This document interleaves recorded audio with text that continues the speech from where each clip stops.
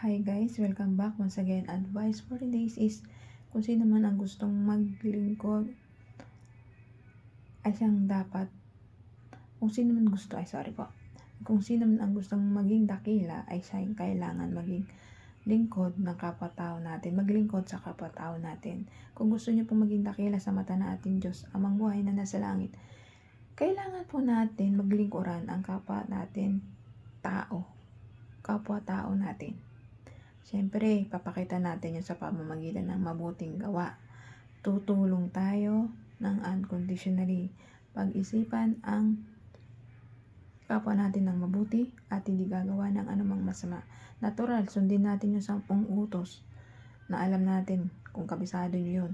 Huwag kang mangangalunya, huwag kang magnanakaw, huwag kang makikiapid, huwag kang sasaksi na di totoo, huwag kang magpatotoo ng kasinungalingan.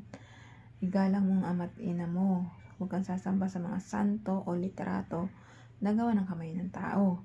Kinakasuklaman ng Diyos yan. Diyan ka magkakaroon ng kasalanan. At higit sa lahat, magmahalan po tayo dito sa ibabaw ng lupa at magkaroon ng takot sa Diyos.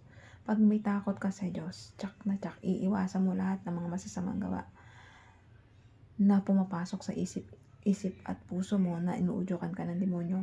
Ang mga demonyo lang naman po ang nag-uudyok sa atin na pinapasok tayo para magkaroon tayo ng depression, pag-isipan ng masama ang kapwa-tao natin, at magtanim tayo ng galit sa kapwa-tao natin. Pero kapag ikaw ay isang taong may matatag na pananalig sa ating Diyos Ama, nagdadasal ka ng taos puso sa puso at isipan mo at buong kaluluwa mo, tsak na tsak, hindi mo magagawa yung mga ganung bagay, yung pag-iisip ng masama para sa kapwa-tao mo. Bagkos nag-iisip ka lang ng ikabubuti nila, na mapabuti sila, na maglilingkod tayo ng taos puso sa ating kapwa-tao. Gusto mo maging dakila at maging mabuti sa mata natin Diyos Ama, syempre kailangan tayong maglingkod. Sumunod po tayo sa utos, maging obedience po tayo.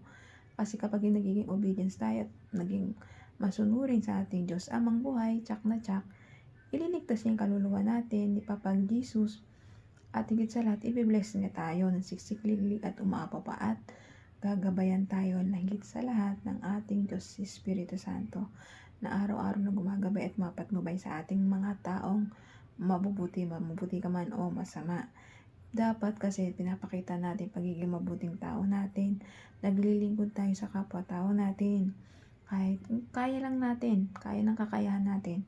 Huwag namin sobra-sobra, yung kaya natin, natural, kung ano lang kaya natin, kung maliit lang sahod natin, di tumulong kahit konti, pambili ng ice tubig o biskuit man lang nila, di ba? Yun, makapagpapawid man lang ng uwaw nila o gutom. Okay na po yun, di naman mahalaga na malaki yung ibibigay natin kung wala naman talaga tayo, di ba? So yung sapat lang, kaya lang natin tumulong, doon tumulong po tayo para po maging dakila tayo sa mata ng ating Diyos Amang buhay na nasa langit. Maging matulungin, mapagmahal at maging marespeto, at higit sa lahat, maging makadiyos ka at magkaroon ng takot sa Diyos Amang buhay na nasa langit, at Diyos Anak at Diyos Espiritu Santo. Kaya hanggang dito na lang po aking advice. Ingat po tayong lahat, and God bless.